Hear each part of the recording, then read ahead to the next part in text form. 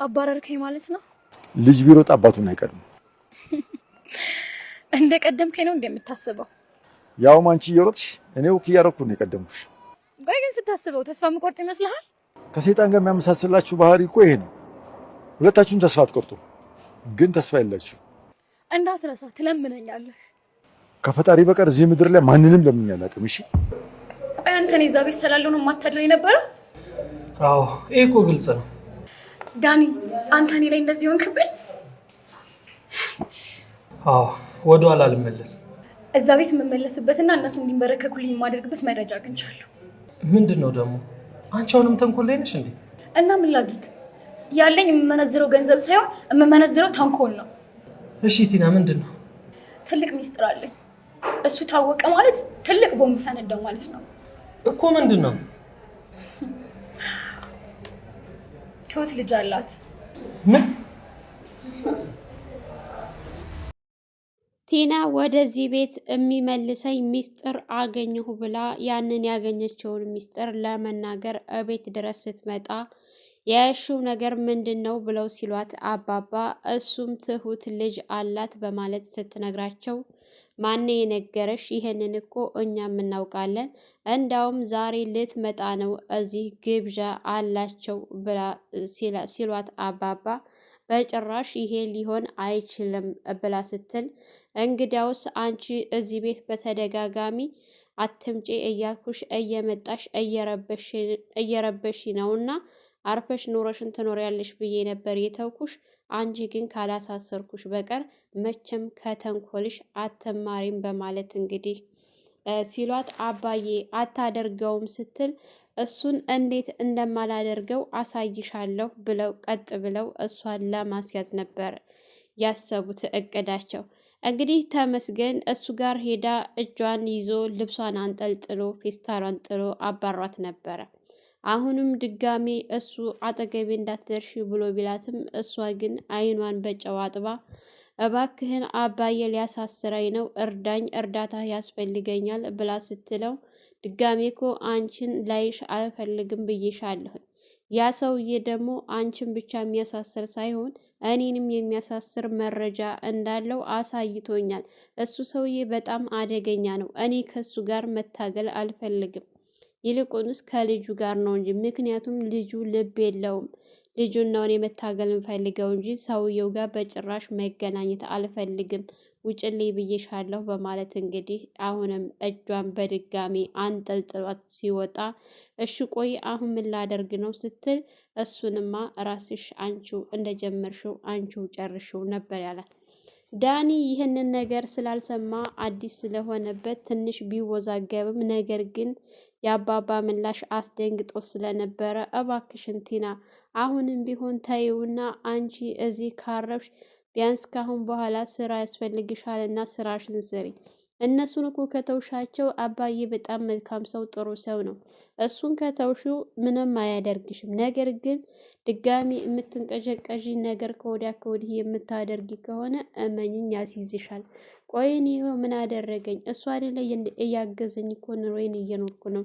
አንቺም ጥሩ ብትሆኝና ብትለወጪ አባዬ ያግዝሻል፣ ይረዳሻል እንጂ ምንም አያደርግሽ። ነገር ግን አንቺ ከተንኮልሽ መቼም መማርና መመለስ አትፈልጊም ብሎ ሲላት፣ አዎ እኔ ስራ መስራት አልችልም፣ ያለኝ ተንኮል ነው። ተንኮሌን ደግሞ እየመነዘርኩ እጠቀምበታለሁ እንጂ በጭራሽ እኔ ዝቅ ብዬ ስራ መስራት አልፈልግም ብላ ስትል፣ ይሄማ እንደዚህ ከሆነ ሀሳብሽና አላማሽ ከአሁን በኋላ አጠገቤ እንዳትደርሺ። ኤደን እየተቆጣች ነው። አሁንም ቢሆን አንቺን ለመርዳት እየታገልኩ ነበር። ነገር ግን ኤደን እየተቆጣች ስለሆነ እኔ ደግሞ እሷ እንድትቀየምብኝ አልፈልግም በማለት ነበረ ጥሏት የሄደው ማለት ነው። እንግዲህ ቲና በአግባቡ ውጪ ስትባል ስትለመን አልወጣም ብላ ነበረ።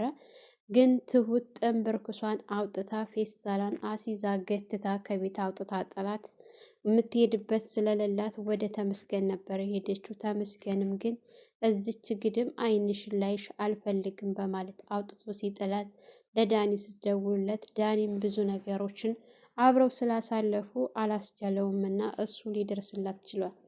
እሱ የወሰዳት ባለ ሰዓት አባባን ስታገኘው ቆይ አንቺ እየተከታተልሽ ነው እንዴ ብለው ሲሏት አዎ እየተከታተልኩ ነው ምን ነው ስትል ይቅርታ ስትል አየሽ አንቺ ከስተትሽ መቼም እንደማትመልሽ ታውቂያለሽ እንዴት አወቅ ስትል እሱማ ዓይንሽን በጨው አጥበሽ ይቅርታ ትጠይቂያለሽ የአንቺ ይቅርታ ደግሞ ከዚህ በኋላ አያስፈልገኝም በመንገዴ ራሱ ድጋሚ እንዳላይሽ ብለው ሲሏት በቃ አባረርከኝ ማለት ነው ስትል አባረርሻለሁ ምን ታመጫለሽ ብሎ ሲል ምን ነው እኔ በአንድ ጊዜ እንደዚህ እምተው ይመስላል ስታስበኝ ስትል ምንም ልታደርጊ ትችያለሽ፣ ነገር ግን እኔ ማሸነፍ አትችይም። እኔ እየቀደምኩሽ አንቺ እኔን ለማሸነፍ እኔን ለመቅደም ትሞክራለሽ፣ ነገር ግን አንድም ቀን አሸንፈሽኝም ሆነ ቀድመሽኝ አታውቂም። እኔ ሁሌ ቀስ ብዬ እቀድምሻለሁ። አይሽ አንድ ቀን እንኳን ቀድመሽኝ አታውቂም በማለት ሲመልሱላት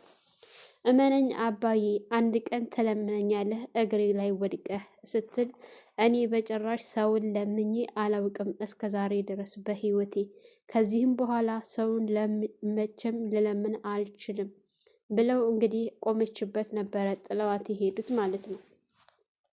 ካሌብ የዳኒን መቸገር አይቶ ገንዘብ እንዳነሰው እንዲሁም ደግሞ ኤደን ገንዘብ እንዳጠረው ስትረብሸው ስለነበረ አባባ ጋር ተገናኝቶ ኤደን እያደረገች ያለችውን ነገር በሙሉ ለአባባ ሲነግራቸው አባባ ኤደን እንደዚህ አለችህ ብሎ ሲል አዎ እኔ የምሰራው ስራ ምንም እያስደሰታትና እየጣማት አይደለም።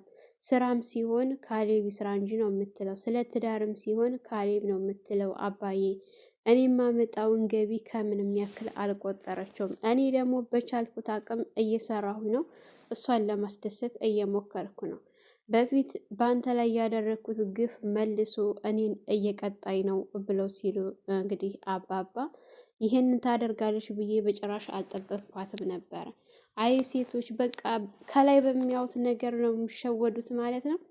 ኤደንም እንደዚህ ትታለላለች ማለት ነው ብለው በጣም ነበር የተገረሙት በኤደን። ኤደን እርግጥ አይደለም አባባ ለእኛ ራሱ ታስገርማለች። ምክንያቱም አንድም ቀን ቁስ የሚያታልላትና የሚሸውዳት አይነት ሴት መስላ አትታይም ነበረ ከዚህ በፊት።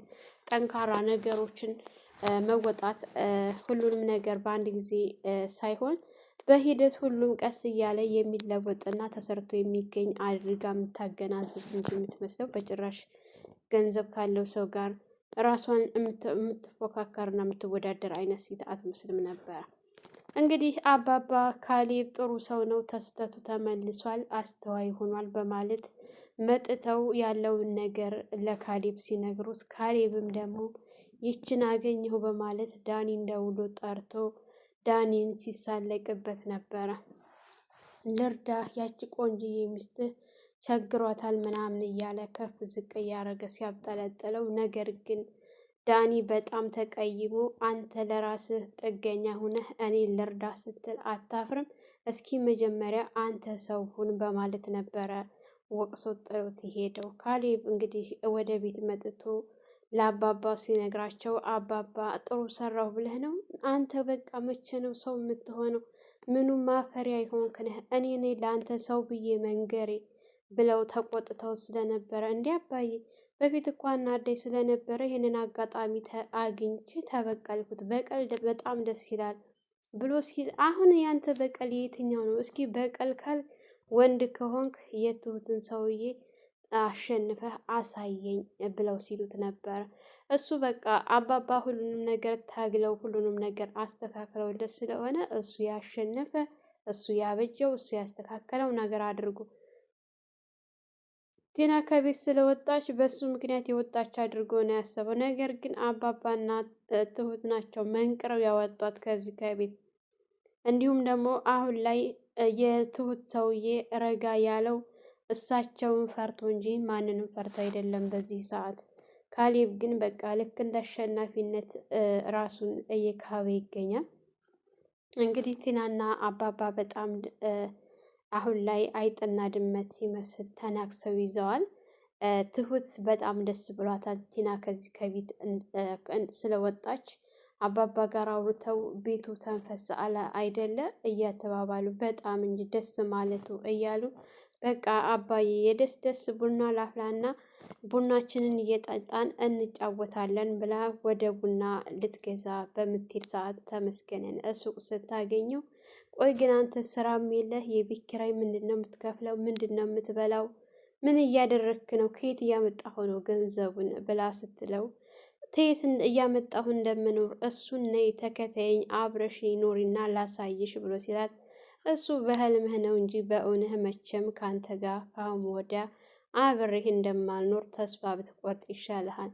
እኔ ከአንተ ጋር ከመሆን ሞቴን ብመርጥ ይሻለኛል ስትል፣ እንግዲያውስ ትሁቴ አንድ ነገር ልንገርሽ፣ በአእምሮ ቃል ለምኝሽ ነይ አብረን እንኖር ብዬሻለሁ። ከአሁን በኋላ ግን ለሚፈጠረው ነገር እንዳትጸጸቺ ብሎ ሲላት፣ ቆይ ምን ልታደርግ? ማስፈራራቱን እኮ ለምጄዋለሁ። ምን ልታመጣ ከዚህ በኋላ ስትል፣ እማመጣውን አሳይሻለሁ። አንቺ የሆነ ነገር ያደርገኛል ብለሽ እንዳታስቢ። ያንን ከረፈፍ ካሌብ ሰውዬሽን ግን ምን እንደማደርገው እኔ ያውቃለሁ ብሎ ሲላት፣ እኔን እንደፈለግክ ማድረግ ትችላለህ፣ እነሱን ግን ተዋቸው። ይኸውልህ አንድ የምነግርህ ነገር ደግሞ አይደለም እነሱን ትቶ መሄድ ይቅርና እናትና አባቴንም ጥዬ ለብዙ ጊዜ ኖሬያለሁ። ስለዚህ አንተ የምትረብሽ ከሆነ ስራዬን ለቅቄ ወደ አንድ ቦታ እሄድልሃለሁኝ ስትለው ነበረ ማለት ነው። አባባ ትሁት ስትቀርባቸው ወደ ውጭ ወጣ ብለው ኤደንን ፍለጋ ዞረው ነበር። ነገር ግን ኤደንን አላገኟትም። ትሁት ወደ ቤት ተመልሳ ነገሮችን እያስተካከለች ባለችበት ሰዓት ካሌብ መጥቶ ትሁት ላውራሽ ብሎ ሲላት፣ ካሌብ እኔ እናንተ ከስራ ውጭ ከዚህ በኋላ በምንም አይነት ሁኔታ አናወራም ብሎ ሲላት፣ እንዲህ ይቅርታ ጠየኩሽ አይደለ እንዴ ስትል፣ ይቅርታውን እኮ አሁን መቼም ብዙ ጊዜ እየገደልክ አንስተኸኛል። ከዚህ በኋላ ደግሞ ከአንተ ጋር ተቀራርቤ ድጋሜ እንድታቆስለኝና የሆነ ነገር እንድትናገረኝ ስለማልፈልግ የምታዘው ስራ ካለ እዘዘኝ፣ ወደ ስራ ልግባ ስትል፣ ቆይ ምን አይነት ስራ? አንቺ ስራ እንድትሰሪ አልፈልግም ብሎ ሲያት፣ እኔም መስሎኝ ነበር፣ ነገር ግን በምትናገረው ንግግር ስራዬ ትዝ እንዲለኝ አድርገኛል። ከአሁን በኋላ ደግሞ ዝንፍ ባለለም ስራዬን በአግባቡ እሰራለሁ ስትል፣ ቆይ አንቺ ስራ ምንድን ነው ሲያት፣ እቃ ማጠብ፣ ምግብ መስራት፣ ልብስ ማጠብ ነው የኔ ስራ። ይሄን የምታዘኝ ከሆነ እዘዘኝ ስትል፣ ግድ የለሽም አንድ ጊዜ ብቻ ቁጭ በይና አውሪኝ ሲላት፣ እሺ በማለት ቁጭ ብላ ነበረ። ዳኒን እኮ ተበቀልኩት ሲል፣ በምንድን ነው የተበቀልከው? ከአሁን በፊት ሲያናድደኝ ሚስቴን ሲያማግጥብኝ አልነበረ? ስለዚህ እኔም ይሄንን ጊዜ አግኝቼ ተበቀልኩት ሲል፣ አይህ አንተ መቼም ቢሆን ከስህተትህ አትማርም፣ ይቅር ማለት አታውቅም። ዳኒ ደግሞ አንድ ጊዜ ከጥፋቱ ተመልሶ ተጸጽቶ አሁን ላይ ሰላማዊ ኑሮ የሚኖር ሰው ነው። አንተ ግን ሁልጊዜ ይቅርታ የሚል ሰው የተሸነፈ አድርገህ ነው የምታስበው። በዚህ በድክመቱ ጊዜ ሄደህ ጎዳኸው። አይህ አንተ መቼም ቢሆን ከስህተትህ የምትማር ሰው አይደለህም። የወደቀ ሰው ስታገኝ በመሆናቸው መረማመድ ትፈልጋለህ በማለት እንግዲህ ልክ ልኩን ስትነግረው ነበር። ይኸውልህ አሁንም ቢሆን ያለፈው ነገር ሆኗል። እስኪ ከአሁን በኋላ እንኳን የሆነ ነገር ላለመናገር ራስህን ቆጠብ አድርግ። ከተናገርክ በኋላ እኮ ይቅርታ ማለቱ ዋጋ የለውም ስትለው ነበረ። እንግዲህ አባባም ትሁቴ ካሌብ እኮ ምንም አያውቅም የዋህ ነው ስትል፣ አዎ የሆዱን እየዘረገፈ የሆዱ ላይ ያለውን እኮ እየተናገረ፣ ስለዚህ እንዴት የዋህ አይሆንም ስትል ነበረ። ትሁት በጣም ተናዳበታለች በአሁኑ። አባባ ራሱ ይቅርታ ካደረገችልህ አንተ እዛው እንጂ እኔ ካሁን በኋላ በአንተና በእሷ መካከል ይቅርታ አድርግለት ብዬ የምለበት ነገር የለም፣ ምክንያቱም ነገ አጥፍተህ ታዋርደኛለህ በማለት ነበረ የመለሱልን። አባዬ መኔ ከዚህ በኋላ መቼም አልሳሳትም እያለ ነበር። ነገር ግን ካሌብ በጣም የሆነ አሁን ደግሞ እንግዲህ ቲና ያገኘችውን ሚስጥር አለኝ ብላ ያለችውን አባባ ያውቃሉ። ነገር ግን እሱ ይህንን እስከ ዛሬ ድረስ አልሰማም። ይህንን ነገር ሲያገኝ ደግሞ ቲናን እንዳያስቀይማት ትሁትን እንዳያስቀይማት ብዬ በጣም ነው የፈራሁት። ምክንያቱም እሱ ከመናገር ወደ ኋላ የሚል አይደለም። በጣም በቃ ልቅ ነው አፉ። አባባ በጣም አስተዋይ አባት ቢኖረው፣ ነገር ግን እሱ የእሳቸው ልጅ አይመስልም። ዝንኩር ያለ ዝንኩር ነው። ሰዎችን እርግጥ በሰዓቱ ሊናደድ ይችላል፣ ግን ቢሆንም በተናደርን ሰዓት ካፋችን መጥፎ ንግግር የምንተፋ ተሆን ከሰው ጋር መኖር አንችልም። በተናደርን ሰዓት ራሳችንን መቆጣጠር መቻል አለብን። ካፋችን የምናወጣው ምንድን ነው ብለን መጠንቀቅ መቻል አለብን። ትሁትን በጣም ብዙ ጊዜ ነው መጥፎ ቃላት የተናገራት። ብቻ ድጋሚ እንዳይናገራት የሚለው ሀሳብ አለ። እንግዲህ ካሌብ ልብ ይስጠው ነው የሚባለው፣ ሌላ ምን ይባላል? አሁን ላይ ዳኒ ይህን ነገር ሲሰማ ብቻ ወደ ድሮ ተንኮሉ ባይመለስ፣ እሱም ከዚህ በኋላ መቼም ወደ ድሮ ተንኮሉ ቢመለስ ብቻ ካሌብ እሱ በተደጋጋሚ አይተንበታል። ነገር ግን ዳኒ እስካሁን ድረስ ይህንን ነገር ድጋሚ ላልሰራው ካለ በኋላ ምንም አይነት ስህተት ሲሰራ አይተነው አናውቅም እስከዛሬ። ወደፊትም ደግሞ እርግጥ እንደማይሰራ እርግጠኛ ነኝ፣ በዳኒ ማለት ነው። አሁን ላይ ኤደን እያስቸገረችው ነው እንጂ። ሰላም ሰላም! ውድና የተከበራችሁ የቻናላችን ቤተሰቦች እንኳን ሰላም መጣችሁ። ለሰያና ዩቱብ አዲስ የሆናችሁ ላይክ፣ ሸር፣ ሰብስክራይብ በማድረግ ቤተሰብ እንድትሆኑ እያልኩኝ ለዛሬ የነበረን ይሄን ይመስል ነበረ። በሌላ ቪዲዮ ተመልሼ እስከመጣ በያላችሁበት ፈጣሪ ይጠብቃችሁ፣ ሀገራችንን ሰላም ያደርግልን፣ ወጥቶ ከመቅረት ፈጣሪ ይጠብቀን እያልኩኝ መልካም ቆይታ ይሆኑላችሁ።